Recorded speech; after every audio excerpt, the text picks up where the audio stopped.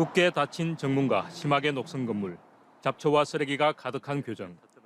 지난해 8월 경남 지역 4년제 대학 가운데 처음으로 문을 닫은 한국국제대학교입니다. 폐교 이후 채권 변제를 위해 10차례 공개 자산 매각이 진행됐지만 모두 실패했고 최근 임의 매각에 나선 뒤 일부 부동산이 매각됐습니다. 하지만 540억 원대의 한국국제대 터와 건물의 매각 작업은 진척이 없습니다. 교직원들의 임금체불 고통은 계속되고 굳게 닫힌 학교는 더욱 황폐화돼 가고 있습니다. 한국국제대 전 교직원들로 구성된 비상대책위원회가 처음으로 경상남도와 진주시에 적극적인 대책 마련을 촉구하고 나섰습니다.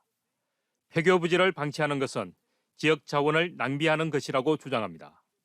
인근 다른 어떤 그 사례도 보면 지자체에서 그런 어떤 관심을 많이 가지고 또 좀 이렇게 협조도 구하고 이렇게 하는데 너무 또 무관심하지 않나. 우리가 활용 방안을 같이 이제 고민을 좀 해줬으면 좋겠다. 최근엔 경상남도 인재개발원을 이전하자는 제안도 나왔고 일괄 매각이 쉽지 않은 점을 감안해 용도 변경 등의 검토가 필요하다는 목소리도 나오고 있습니다. 학교 용지로서의 일괄 매각은 사실은 불가하다고 생각합니다. 용도 변경을 통한 분리 매각이 정답이다. 이렇게 생각합니다. 파산 관제인은 일단 올 연말까지는 매각 추이를 지켜보겠다면서도 무작정 기다릴 수는 없는 만큼 절대 가격으로 차감하는 공매를 다시 진행할 계획이라고 밝혔습니다. 이게 또 시기도 중요하잖아요. 2년 뒤에 팔린다 하면 지연이자 때문에 또 문제되거든요. 지연이자가 계속 가산되니까. 한국국제대학교가 폐교 이후 자산 매각에도 어려움을 겪으면서 지역사회의 고민도 깊어지고 있습니다. MBC 뉴스 박민상입니다. 출입이 통제된 정문엔 자물쇠가 채워졌습니다. 건물 외벽 구조물들은 심하게 녹슬었고 군데군데 잡초가 무성하게 자랐습니다. 지난해 8월 재정난으로 문을 닫은 진주에 있는 한국국제대학교입니다. 폐교 이후 채권 변제를 위해 지난 5월부터 5차례 자산 매각이 진행됐지만 모두 유찰됐습니다. 한국국제대 파산 관제인은 오는 29일부터 9월 초까지 다시 5차례에 걸쳐 자산 매각에 나섭니다. 대상 물건은 한국국제대와 진주학사, 국제대 유치원 등 모두 5건이고 입찰 시작가는 645억 원입니다.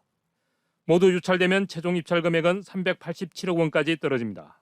교육용 기본 자산이다 보니까 공공재가 좀 많이 들어가기도 했어요. 사실상은 조금 이거를 활용할 수 있는 관공서나 진주시나 경상남도 이런 쪽에서 좀 매입을 해주시는 게. 부동산 매각이 어려움을 겪으면서 임금 체불을 겪고 있는 교직원들의 고통은 계속되고 있습니다. 체불 임금만 200억 원이 넘는 것으로 알려졌습니다. 한때도 폐교를 했고 사실 또 1년이 다 됐거든요. 저희가 이제 바라는 거는 사실 미지급 빈금이 해소되기를 바라고 있는 것밖에 없습니다. 한국국제대 문제 해결을 위해 지자체가 적극 나서야 한다는 목소리가 지역사회에서도 제기되고 있습니다.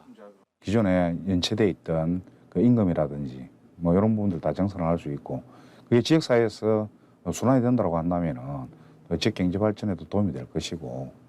실제로 지난 2012년에 폐교한 전남 강진군의 성화대와 2018년 폐교한 전북 남원시의 서남대는 해당 지자체가 지역 소멸 대응 등을 위해 매입했습니다.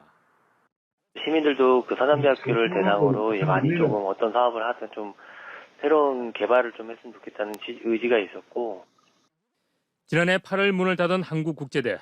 다음 주부터 다시 시작되는 입찰 결과에 지역사회의 관심도 커지고 있습니다.